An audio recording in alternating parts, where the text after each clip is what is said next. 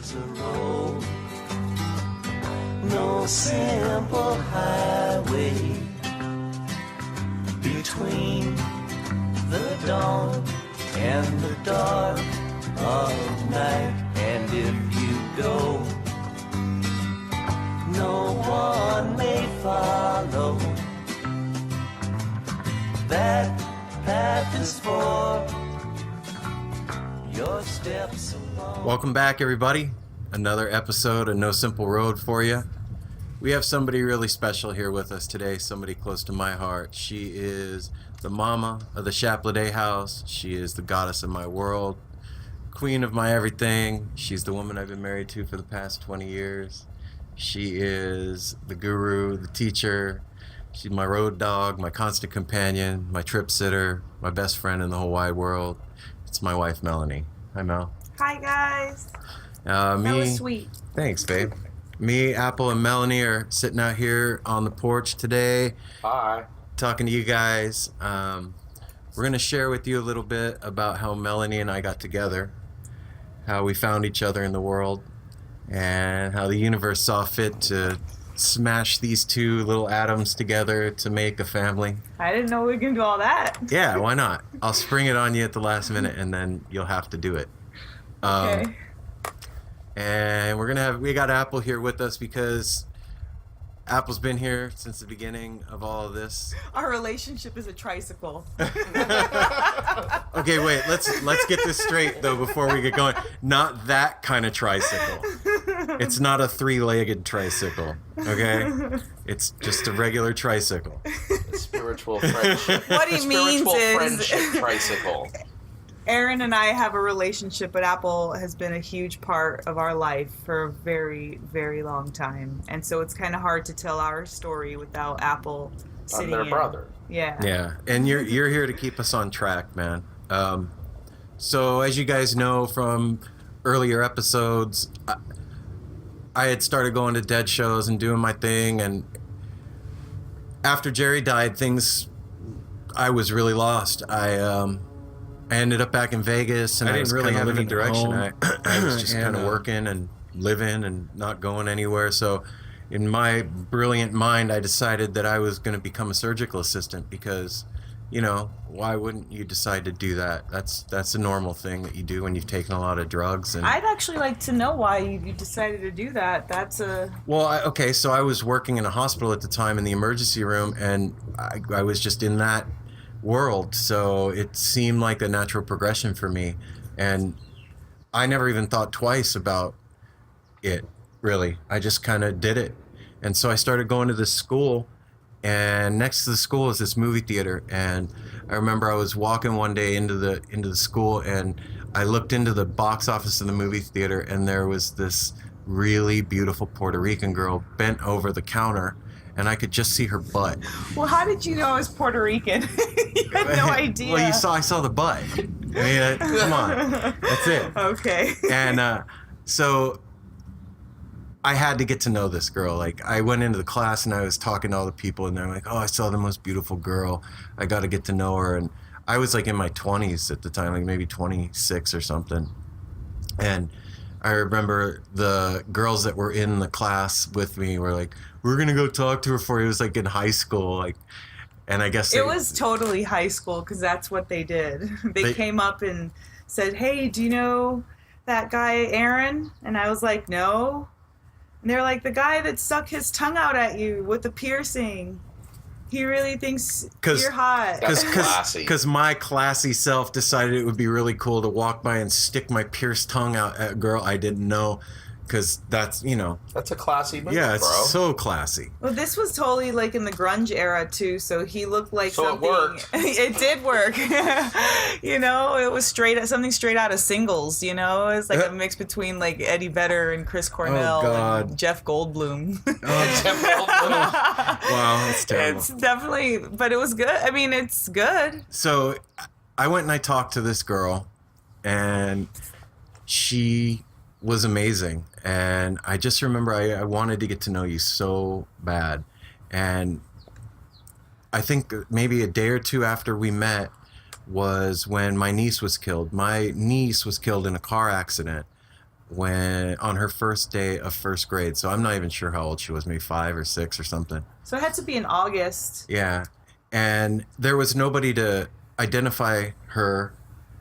And I just thought it was a brilliant idea to invite you to come along with me to go to the morgue to view my niece's body. Oh, Jesus Christ. So that was terrible. really weird because you have to picture the whole scene was eerie. You know, he comes in between movies, and anybody who's ever worked in a movie theater knows that it's ghost town during the movies, when the movies are on. So nobody's in the movie theater at that point, at least in the lobby. And somebody walks in all frantic, and I'm like kind of cleaning, and I look up and it's him, and he's like, look, no color to his face, like somebody's chasing him. And he's like, I know you don't know me that well, but can you come identify my niece's body with me? So wait, let me explain, because that's fucking weird. And we had no other... All the people that I knew from tour, even Apple, like, we weren't hanging out at that time. I was into some really dark shit at that time. I was doing a lot of drugs, and I was in a really bad place. So I didn't have anybody close to come with me.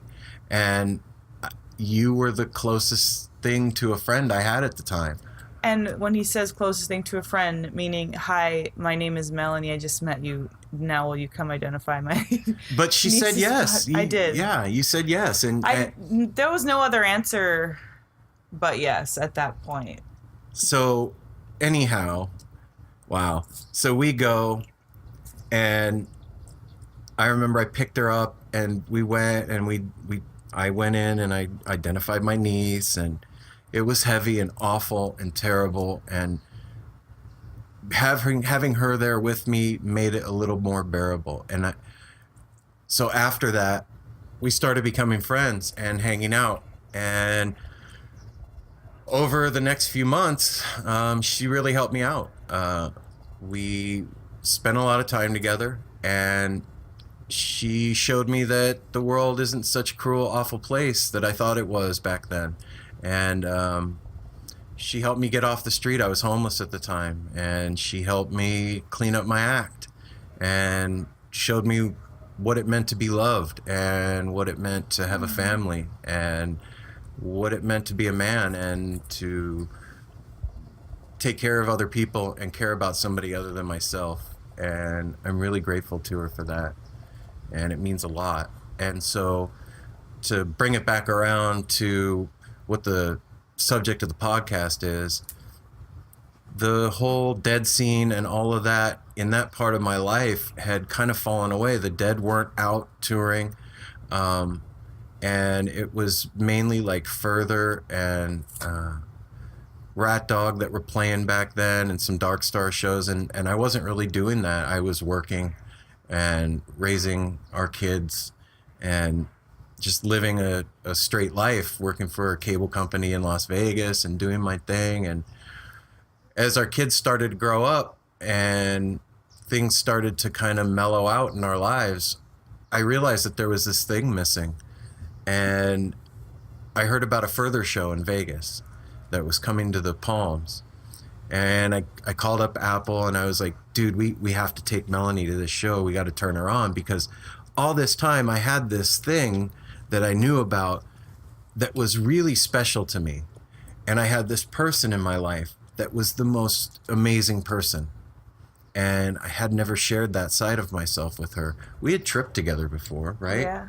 Yeah, we tripped together, and that was my first experience ever with psychedelics with you. I've never experienced psychedelics without you, actually. Well, that's not true. But it's not a habit. Or not even a habit. I don't even know what I would say about that. What I mean is, I'd never known that world of music and synchronicity and color and vibrancy of the senses. I'd never experienced that. I grew up thinking that any kind of drugs were awful and scary and bad, and I was going to get my butt kicked and by my mom, so I wasn't going to go there, you know? And the first real time I smoked even pot was with you. I mean, I'd smoked a couple times, like one little inhale, but I never got drunk stoned like you did. I just, maybe thought it was looking cool, but yeah, enjoying psychedelics with you was one of the things that I feel has made me the person that I am today. As a couple, every couple out there has like their trip, their problems, their road that they've got to go down and work their way through. And honestly, I can say for you and I, at least from my perspective, and I'm pretty sure you feel the same way, MDMA has been the biggest help in communication in our relationship, period. Every time we've ever done MDMA together, we've always reached a certain, broke through a certain threshold as a couple, like intimacy wise, or I don't know, financial, or even just closeness. And so I'm grateful for it. I'm grateful for you introducing it into my life, and I'm grateful for how it's shaped me and molded me as a woman and as a mother and as a wife and just as a compassionate being in the world. So I think back to that, we're getting ready to go to that further show, and we were talking about it before we started recording. Well, you'd always wanted me to experience a show. And I had tried playing the dead for you at home when we were tripping, and it was flat. Yeah, I never had the only connection I had was I liked the fact that they did old songs. I knew a lot of the music, and you were surprised because I knew the songs. I didn't know it was the Grateful Dead covering them, and I didn't know it was a thing. I didn't understand what the Grateful Dead thing was because I'd never experienced it. And so, just listening to their own music, it sounded, like a bluegrass band. And I mean, it was cool, but it wasn't. What's the big deal? What's all the hubbub? It wasn't explosive, It was just all right. So we get tickets, and I get us some Molly, and we're gonna go to the show, and we go to the Palms in Vegas, and we're getting ready to check in, and we get this girl behind the front desk, and she's like, hey, for a little extra money we can upgrade you to a fantasy suite. And me and Apple are like, fuck yeah, you can upgrade us. No. And I was thinking rashly, I'm like, no guys, we live here, why would we why would we do that? We don't even have to spend the night here, let's save the money, thinking like a mom. And they're like, hell no, fantasy suite, how much? Oh, we both said how much. Yeah. And you got this, and it was $250. Yeah, Totally and it was worth it. the best $250 we've yes, spent it in a long was. time. And it was like a $5,000 I admit suite. I was wrong. I'm usually wrong when it comes to the luxury part. For those of you that have never been to Vegas, you got to think about the scope of it. It's adult Disneyland, so any luxurious, gluttonous thing you can imagine is there ripe for the picking. Well, and it's also about your comforts too. They want you to feel comfortable so you can stay there, and that's exactly what they did to us that night. They could take your money. We all lived there, but we never did that part of Vegas that much. It was a very rare experience for the three of us to quote unquote do Vegas.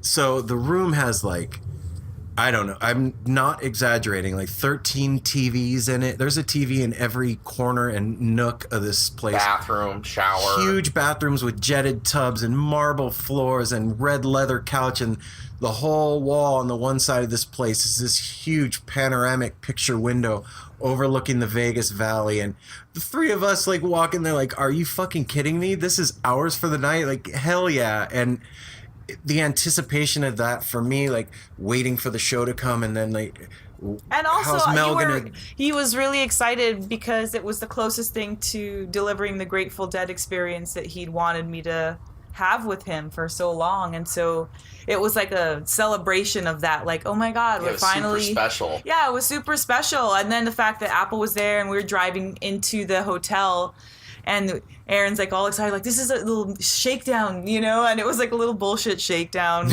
out on the sidewalk in front of the Palms. There's three guys playing drums and a girl with the t-shirt. And I Real was like, Shazza Shakedown. Yes. I was like, if this I'm is back. how it's gonna be, whatever. But then we got upgraded, and it changed all of our attitude. We were happy to be there, but we got even more stoked. So we went into the show, and I remember for myself that night, as we were talking before, I remembered thinking this. So I'm starting to come on, and the show starts, and it was feeling weird. Like I hadn't been to that place in so long. It had been, 10 years or whatever. And I was like, wait, is this going to be the same thing? Or is it just going to be a bunch of old dudes on the stage, like rehashing their bygone days, or is the magic gonna happen? And I don't remember what song it was. Maybe Here Comes Sunshine or something like that. And they started jamming, and I was like, oh shit, we're in for a good show tonight. And I just remember looking over and seeing Mel smiling, and then Apple with his big old Cheshire Cat grin, like cat who ate the canary, like, yeah. And that night was really special for us. The show was amazing. Well, I always have a different way of how I experience the shows. Most of the time, I experience concerts with my eyes closed, especially if we're, partaking in anything. And I like to make friends with the people at the concerts. Like, that's something that I've always loved. And so what ends up happening for me is being in that state and then finding a corner where me and anybody, any random person, it can be the security guard, it can be... It has been the security guard. Yeah, it was the lady in the bathroom, it was, the random guy. And so at this specific show, I'd sat on the, I think it was like across from one of the bars on like this little bench, and this guy was sitting there also, and it was not his first time, and he was from back east somewhere, and he was just needing a spot to be away from just the loudness. But he was enjoying himself. And then I was like, oh, it's my first time. And he was like, oh my God. So he was like telling me about his experiences. And I know that I was gone for a while, because then Aaron came back and was like, what the hell? What are you doing? Like, I'm sitting at the seat, like point. Waiting, going, where did she go? And she's never been to a show, and she's high as a kite, and she just spun off into the atmosphere somewhere, and I'm starting to trip out. She's super fun at shows, but she's like a little kid. You got to keep an eye on her. Well, this is the thing, if I'm gonna experience it, I have like freaking 2 dads like over me, like I need to fly around and see what's going on. And I've learned over the years now with you to let you do your thing. Like, yeah, fuck it. I am. Like, you're coming back, and go. You be you, baby. Do you? I mean, I rarely try to bring this up, but I'm born in the Bronx. I know how to take care of myself. I had uncles and a brother, and I know how to take care of myself. I mean, it looks small, but I made it this far with somebody like you. I can hang. So, yes, you can. Yes, you can. You've earned your stripes. Yeah, I've learned how to behave myself, even in conditions where behaving may not seem as an option, but. Yeah, it was, I like to connect with the people, and then the people make the music mean something to me. What Yeah, it's a big play for me, you know, like instead of focusing on looking at the band and what they're going to play next and, you know, what they're going into this. And I let the music be like the background, but it's also like the script that's helping me. It directs my conversation with the person that I'm with. So that being said, we've never really dug into what happened at Fairly Well the second night. I mean, there was just so much personal shit going on at that point. Wait, so we to that. I'm going there. So check it out. So they announced the Fairly Well shows, and I'm a wreck at that point. Like, am I gonna get tickets? You know, like as probably all of you were doing the mail order and waiting for answers, and then checking Facebook and websites and forums for... It was obsessive and disgusting for a really long time. I was highly annoyed, but at the same time, I knew how important it was. And I tried not to throw salt in your game or give any negative, because I felt like you were going to get it. And I just felt like if you just stopped dramatizing it, that you'd see that. We did. And he was in the freaking Chicago Museum of Natural History or something like that. Yeah. With his beautiful cover letter. So, or envelope, I should say. But yeah, we got in, and it was my daughter's birthday. On the 4th. The 4th of July is our daughter's birthday, and we went to the shows that night and had a great time with our daughter and her boyfriend, and it was a rad show. And then well, actually, we had a big group with us that night, and it was amazing. It was a huge celebration. It was like a big birthday party for her. It was the first time that we were seeing the Grateful Dead, not like Further or Rat Dog in Soldier Field. Yeah, it was monumental. People. So there was so many things. It was like kind of coming back to the beginning of stuff, and then my daughter's growing up, and I have that, and then we're experiencing this, and I think I maybe felt proud and guilty at the same time of like guilty. Definitely. Yeah, I felt proud and guilty. I felt proud that we were able to do such an amazing thing with the people that we loved, and then in this great city. And then I also felt guilty that like we're parents, and I don't, that's a programming, I know, but I had it. And that's what was going on. I had a lot of things that in my head were coming up. Shit was boiling to the surface. As you guys know, if you're on psychedelics and you have any issues that are already coming up, it just throws them up for you. And, I was feeling overwhelmed in that arena. I was feeling like I didn't want anything around me. So it in the middle of 75,000+ people on, the last day of Fare Thee Well, you decided you didn't want anybody around you. What the fuck, man? Like, and so they're getting ready to go in. They go into Althea, and I look over at Apple, and because I can feel you. You were in the row behind me, and I could feel you like spinning away into a bad trip. And they start in Althea, and I look over at Apple, and he's like, "What's up, bro?" And I go, "The band's saying it all right now. Like, I can't say it any better than they can." And then you're like, "I'm going to the bathroom. You don't need to come. Just stay here." And you took off down the stairs, and I was like, "What the fuck just happened?" And all I can think, so I'm on mushrooms. I'm in the middle of the last Grateful Dead show, so I think at the time, having this celebration, and I could tell that you weren't happy, and you boned out to the bathroom, and I'm like, she's gonna fucking get lost. This isn't cool. Like, I should not be just letting my girl just take off. Like, oh, what's happening right now? There was a lot happening, because I don't know if you remember, but I was like, I mean, I've been uptight in the past, and it was one of my uptight phases, and I was like pissed about how we partook in the mushrooms that night, and like kind of like the whole thing, like, I don't know, like just the word that comes to mind is like goofy, like when a kid is like so overly eager and like trips over his own feet, and then spills the drink on their shirt, and then like, like that whole thing. And so I wanted it to be special. Like I said, it was my daughter's birthday. We were in, I felt like we were like the mom and dad of this, and that we should have like showed them how it should be. And then we missed out on an opportunity. So then that got me. I think we did the first night. That got me spiraling down this whole thought process of, how many other times have we failed? Like, oh wow, yeah.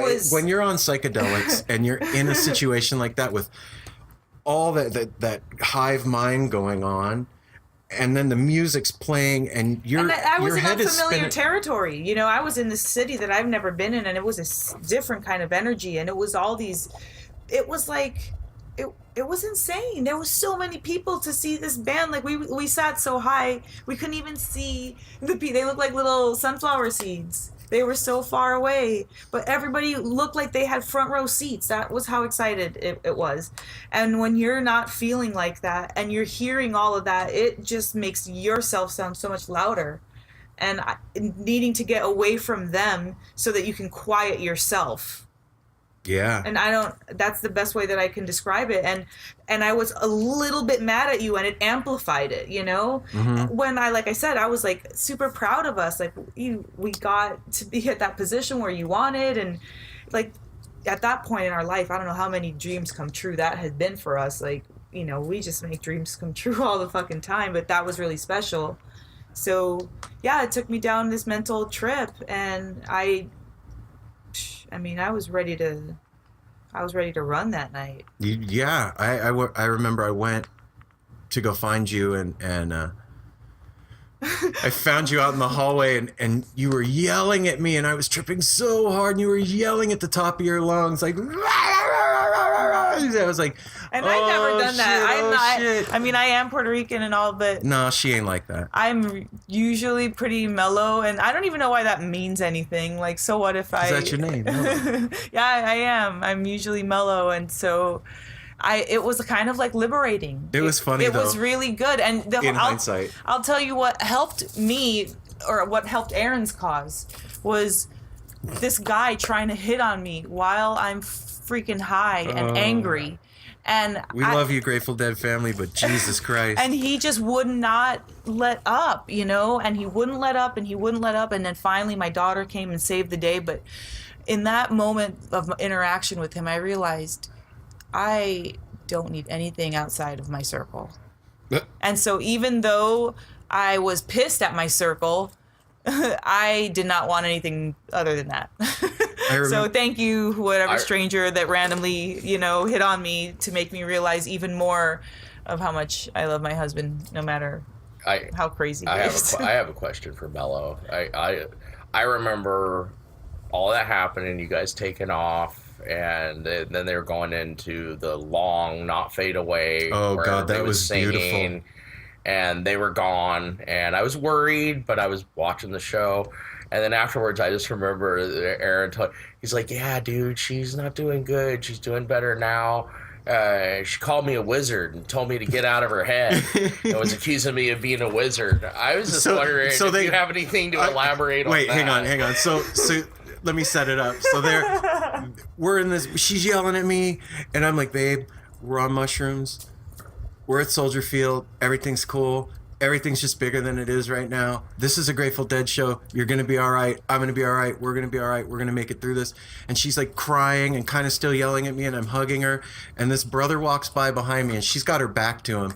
And he looks at me, and he's got a bottle of water. And he walks by with everybody that's ever been to a Grateful Dead show. You know the Cheshire Cat look of the brothers and sisters at the shows. And he walks by with that look like, hee. And he's got a bottle of water, and he like holds a bottle of water out to me like, hey, you want to give her a sip? And I looked at it, I just, like, behind Mel's back, I'm like, hold my hand. I'm like, no, I got this, dude. Just leave me alone. Just leave me alone. I got this.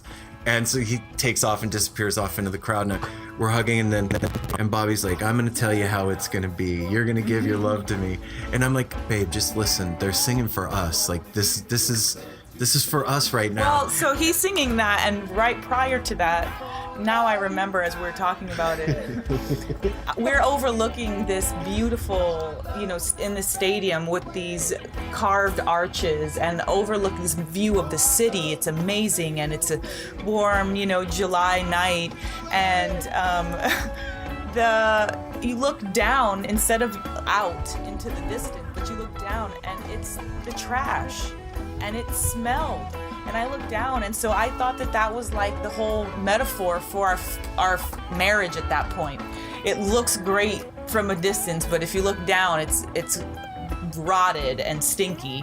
And so then, of course, it was dramatized. You know, it was not based on anything that I can even remember at the night. It was just like a metaphor. And then that song starts coming on, and you're singing that into my ear, and it's outside of me, and I'm like, let me do my own thing. I don't want you guys to make me think a certain way. Stop it. Like, sorry, you man, know, you're here. Whiny, you know, like stop being in my head about that. Like get, and so it was just like Damn weird. wizard. You know, it's like Chicago is showing me this view, and then the Dead are telling me the lyrics, and then my husband's like enforcing that feeling. So it's like everywhere around me, and I couldn't. From my perspective, I'm not going to let my girl, the person I love the most in the whole wide world, fade away. You know what I mean? I'm just, from my perspective, like, fuck that. This is what's happening. Love is real, and it's not fading away. And this is it. Like, and you wanted to be mad so bad. I wasn't done. You weren't done. I wasn't done. I had to work all that energy out. I could see the earth, like the crack in the cement happening, and I was like, thank God we're breaking through. We're reaching higher ground. Here we go. And I remember when we left, like, walking through the park, because they filtered 75,000 people out of one fucking exit, Soldier Field. Way to go. And all of us, like, thousands of cows in through the park and through these tunnels. And I don't know about you guys, but there was people playing buckets in the tunnels that yes. night. Yeah, in the tunnels they had these amazing drummers, and just they were jamming so hard, and it was like a celebration after the celebration. So as everybody had to stop and watch, because like you said, they let us out of one exit. So we're all walking by. Some people are staying, some people are dancing, clapping, and just it continued to be magical even after the concert. And then, you know, you've got the random people singing, you know, saying like, you know, my love not fade And everybody's away. clapping, walking through the tunnel. Like, it was actually really magical. Yeah, it was a great night. In hindsight, it was one hell of a trip. And we all found each other by that point. I remember walking out in the herd of cattle and not knowing where you guys were. Yeah, the show's over. There's 75,000 people dumping out in Chicago, downtown, and I was starting to worry at that point about kind of how are they, and then we all were back together at that point by the time we went through the tunnel, and that was all good. It was so weird walking back to the hotel that night. It was like walking through a Grateful Dead parking lot that vomited onto a city. And it had taken over, and there was like entire sections of the park that had been taken over by people with nitrous tanks. Do you guys remember that? Oh, yeah, and they just had them wide open. Yeah, the tanks just wide open, hissing into the air, and like hippies just laid out on the ground from nitrous. It was so weird. Yeah, that was It was fun. It was so a crazy fun. scene. But it was a little excessive. Yeah, it was fun. It was fun. It was crazy. It was emotional. It was a long, strange trip, and it has been. Yeah, and I think there was a lot of emotional diarrhea of 75,000 Dead fans that needed to get it out at that show. And what Mickey said at the end of that show, like about keeping the feeling going and spreading it. Yeah. That's exactly what's happened since that show. If you guys think about it, that was like a seed. That show was a seed that bloomed this whole resurgence of the scene, as it were. You know what I mean? Yeah, it really did, because prior to that, like you said, it wasn't a big deal. Jerry was gone, and, you know, Phil Lesh and friends and Rat Dog and whatever, like, and that was cool, but it wasn't a big deal. It was just the, you know, whatever few Dead fans that liked that it was did catching it. awesome gigs here and there. And then he's right. It would. When I saw how many people were there, because, you know, with Aaron, you have to understand, when we first got married, we've been married 20 years. When we first got married, for like the first 10 of them, he didn't speak one word of the Grateful Dead. Not one peep. Not one tie-dye.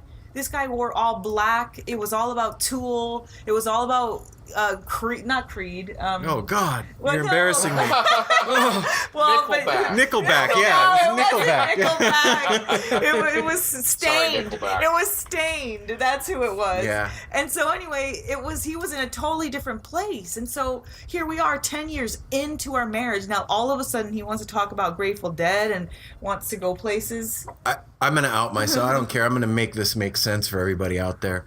So when Mel and I met, I was a stone cold junkie and was completely strung out.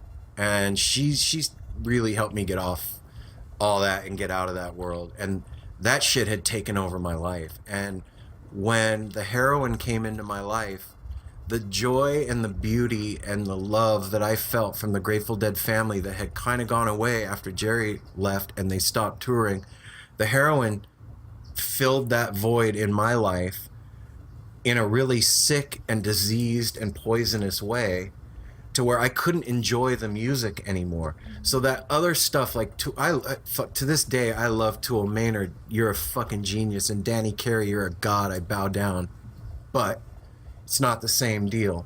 There's not that joy and that love and that vibration that happens with the Dead community, and that had taken over my life. And so, what I'm grateful for, the Grateful Dead fans out there, is that the Grateful Dead literally gave me my husband back. Like, I married this guy who was super dark and in a dark place, but I saw that that's not who he was. But that's what I was attracted to at the time, because I was in a dark place. So I like that about him, which I still love about you. I love your dark side. Cool, because we're one and the same now. I love Aaron's dark side. That's one of the most attractive things to me. But this side, that this podcast and the shows and Apple and living in our own little, commune in Portland has really taught me, is that the Grateful Dead made him a family man when he was like a lone soldier in his own head. Even as a married man, the Grateful Dead made him a family man. And I really appreciate that, because Awesome. that is what's important to me anyway, as a mom. I've been a mom longer than I've been a wife. So everything for me comes from a nurturing or motherly perspective.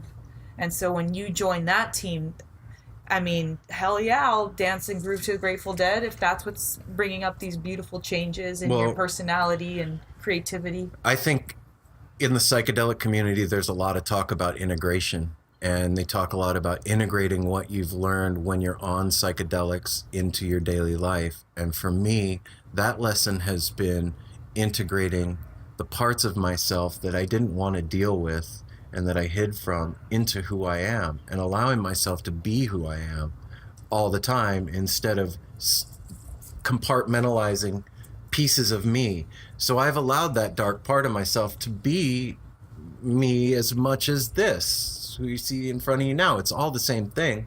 It's a touch of gray. You know? Yeah. Anyway, the Grateful Dead, they're amazing. And, I love what John Mayer has brought to the new generation, because he makes it sexy.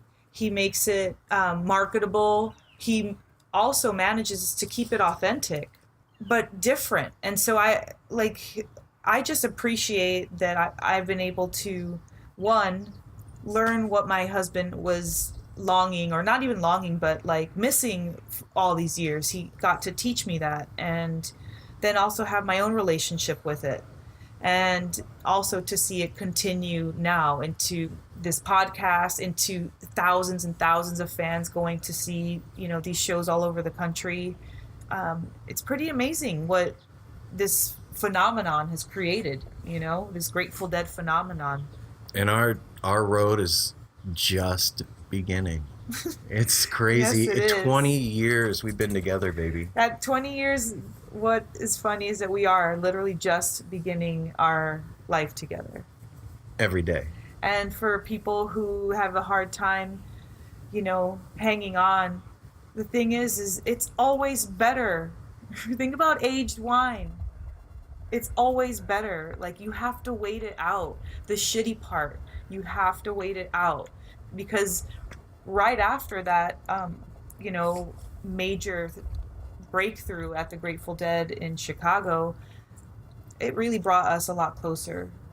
Yeah, we've really done some amazing shit since then, going to the Burning Man regionals in Vegas, Forgotten City, and having our own camp. Yeah, and like we everybody had coming to camp with us there, and that was one of my favorite memories. It's like all Aaron and I, we just created our own chill pad for me and him. The first time we get away without our kids, we don't have any baggage. It's just going to be us to be adults, and we had kids with us. They're grown ass men that became our kids while we were there. Like just attracting people to us as a mom and dad figurehead, and I think that's kind of what we do best, babe. Yep.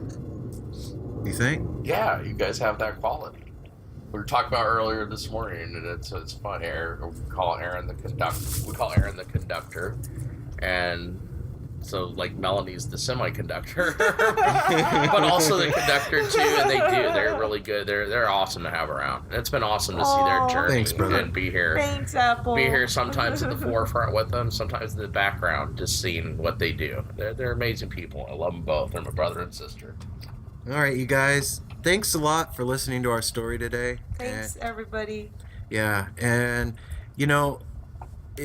like I said from the get-go, these experiences are super personal, and it's a little scary and revealing to put yourself out there like this. And I really appreciate you, baby, for allowing us to have this happen and letting it get out there on the air and letting people hear our shit. Because it's real and it happened. And yeah, I ain't trying to front. I know. I grew up always trying to be like, classy and say the right things and, look appropriate. But, you need to have a messy life sometimes. Life gets messy, and everybody goes through stuff. Everybody goes through sicknesses and deaths and, change of careers and change move. And we're just living our life and being real, and whoever passes by, we take care of them like they're our own. So, that being said, if you guys want to check us out further, you could check us out at nosimpleroad.com. We got our Facebook at No Simple Road and Twitter at No Simple Road. And then we also have our Patreon page, patreon.com/No Simple Road. That's one word. You could pledge $1 or you could pledge $5 or you could pledge more. We're not trying to beg money from anybody, man. We just want to keep doing this, and it takes money to keep the wheels on the bus going round and round, brothers and sisters. And it's a really fun thing to be able to do, and we hope you guys enjoy it. And we want you all to know that we love you and that we appreciate you and we're grateful for you. If you've got a story to tell, or if you know somebody that's got a story to tell you think would be good for the show, hit us up and we'll do our best to get you on. And until next time, be grateful. We love you. We love you. We love you. Just want to say one last thing. I'm proud of you, baby. One final word, guys. If you dig the show, do us a sweet favor and leave us a review on iTunes. It's how our show can get out there a little better. The more reviews we get, the better it is. The higher we can get up in the rankings and more people can find out about us. Share us with your friends, with your crew, with your fellow heads, your fellow psychonauts. Help us get the word out there. And again, we love you guys. Take care.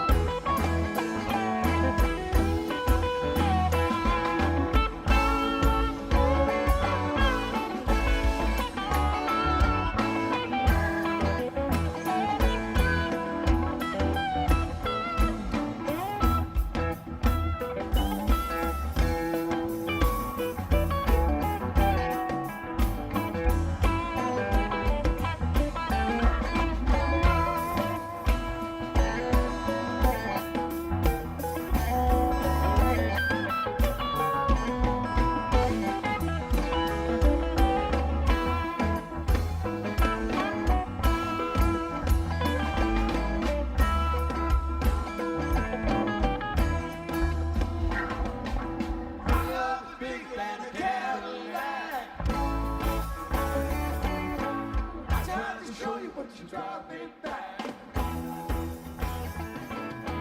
Give it up for me, it's got to be real.